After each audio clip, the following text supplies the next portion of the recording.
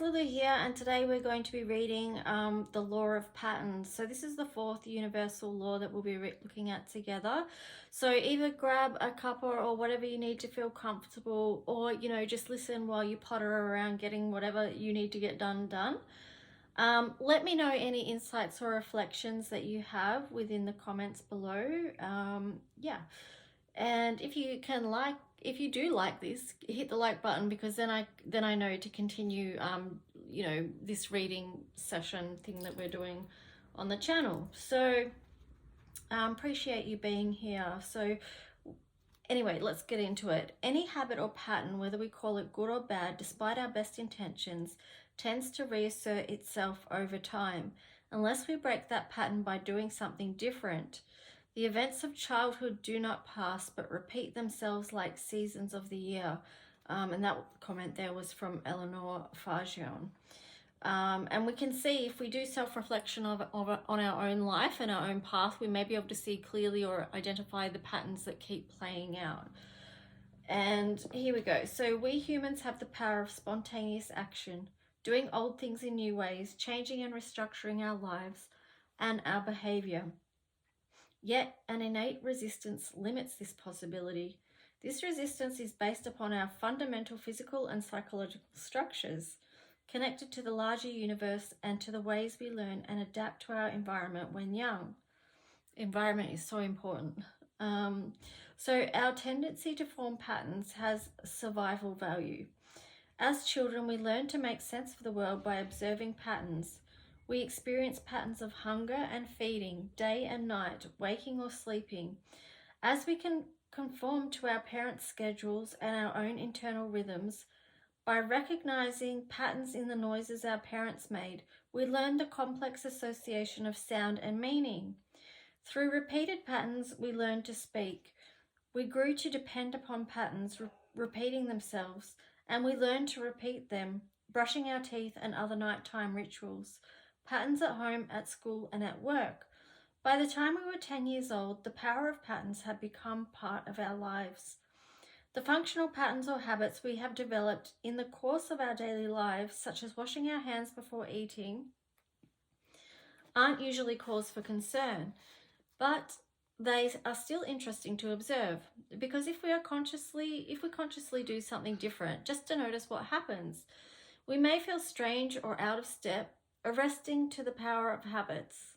The law of patterns primarily addresses the habits we consider dysfunctional, negative, or destructive, the patterns we wish to change. As an example, take Tom, who had a problem with alcohol. He stopped drinking, then started, then stopped, then started again. Then, finally, he thought that he had stopped for good. He told a friend, "I haven't had a drink for a year. I've got this licked." Having relaxed his vigilance, the pattern reasserted itself, and Tom started drinking again. That is so funny / not funny, because it's that whole thing, I always crack up about that. When you say something out loud, it's like the universe goes, "Oh, really?" And then you get an opportunity again. So where were we up to? Yeah, so Tom had just experienced the law of patterns, first stated in a sense by Sir Isaac Newton, whose third law of motion asserts, an object at rest tends to remain at rest, and an object in motion tends to stay in motion, unless subjected to an outside force. In terms of our own habit patterns, in other words, just saying, "It's going to be different this time," or "I won't do that again," isn't enough. Quitting smoking is the easiest thing in the world. I've done it hundreds of times, and that was by Mark Twain. A woman named Iris once shared this story of how she had invoked the law of patterns. Iris had formed a repetitive pattern of losing and then gaining back a great deal of weight over the years, nearly 100 pounds. During one of her slimmer cycles, she confided to her friend, Marianne, her fears of gaining back the weight and her resolution to keep it off this time. Surprisingly, Marianne told Iris that she probably would gain it back. "Take a realistic look at your situation," Marianne told her. "Did you want to gain weight the first time, or the second, or the third?" "No," Iris replied. Marianne, who had worked with people dealing with a variety of addictive behaviors over the years, had an intuitive understanding of the law of patterns and said, your old pattern will tend to reassert itself unless you break it by doing something different to interrupt it. You can bet I will, Iris assured her. Marianne shrugged. Patterns are often stronger than resolutions, Iris. I think you need to examine the pattern. You said you started gaining weight after your mother died. Yes. And then the second time you put on weight, you got laid off. Uh-huh. And the third time? That was totally different. I had a boyfriend and we split up. Iris, if you don't see the pattern clearly, then you have no way to change it. Take another look. What do all these events have in common? Where's the pattern? Iris thought about this. Well, I felt badly about myself when my mother died. We'd had a bad argument and I never got to say goodbye. And when I got laid off and when I broke up with my boyfriend, yes, all of those times I felt lousy about myself. Okay, so when you feel really badly about yourself, you go into the same cycle of overeating, the same pattern. Now you have a handle on it, Marianne said. I'm going to suggest a way for you to break this pattern. It may sound strange, but I think it will help, if you are willing to do it. Tell me, Iris responded. How far have you ever walked at one time? About 3 miles, I guess. Okay, the next time this, I feel badly about myself and I need to eat a lot pattern comes up, I want you to stop whatever you're doing or about to do, put on your running shoes, leave the house and walk 6 miles. That's it? That's your suggestion? That's it. Looking puzzled, Iris left. About 8 months later, Iris called Marianne and without even saying hello, she excitedly declared, It happened. What happened? Marianne asked. Well, I was feeling really stressed at work and I felt like no one liked me. I was feeling bad about myself again. I happened to have a double chocolate cake in the fridge for a party I was giving. I felt like having a slice, a big slice. I started telling myself I could get another cake for the party. Then I remembered, she exclaimed.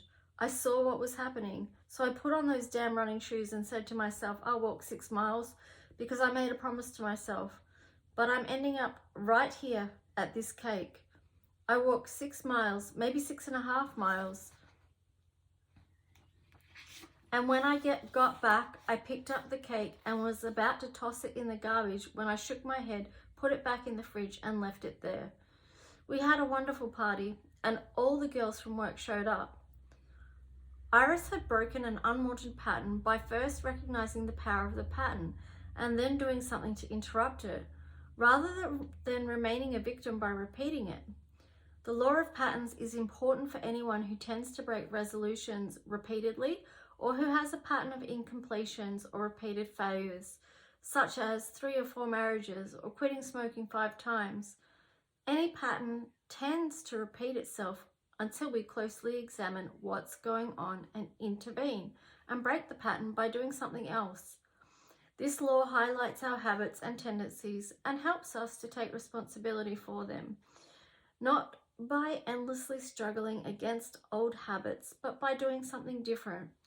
The following exercises can help you achieve alignment with the law of patterns through direct experience and application. So here it's got experiencing patterns. So number 1, contemplate the power of patterns in the natural world. How after a few days of heat, sun-generated winds pull the fog back into coastal cities. How animals live by their own pattern instincts. Number 2, take a moment to appreciate how your subconscious has instincts too and grows accustomed to patterns and routines that tend to repeat themselves. 3, consider the energy required to change an accustomed pattern. Could failure to break old patterns result from underestimating the force and the time required to shift the new one? 4, recognize that changing any pattern entails strong commitment and resolve and almost a heroic battle. So here we've got applying the law of patterns. And so number 1 is select a repeating pattern in your life. The pattern may be starts and stops, repetitive failures to follow through with a stated goal, such as stopping drinking, smoking, or overeating, and then starting again, or marriage, divorce, remarriage, divorce. While I'm reading this, I'm just thinking too, like we can help change the neurons in our brain. Like we can change the pathways and things through using specific tools. Like for example, we could use EFT to help break these patterns and to make new pathways in the brain. So, you know, it does tie in with brain plasticity and neurology as well. So when did this pattern begin is number 2. Give yourself some time to see the process clearly. From its start to the present day, focus on the common threads in the pattern, not the differences, such as the different reasons several marriages ended. Once you see the common threads, you gain some leverage and know what you were dealing with. So that reminds me also of the trauma buster technique. I've spoken about that before in something that we were reading, and how that gets to the original root or cause of a trauma. And then if you go through that trauma buster technique, it actually collapses the traumas you know, that have built on from that are connected to that original one. So, you know, that's really interesting. So what might you do differently that would have sufficient impact to interrupt this pattern? So yeah, that's the law of patterns. So it feels like it's just really about getting, yeah, to the where that pattern came from, like the root cause. So anyway, that is the law of patterns, and I'll see you back in a couple of days for the next universal law. Okay guys, take care. Bye.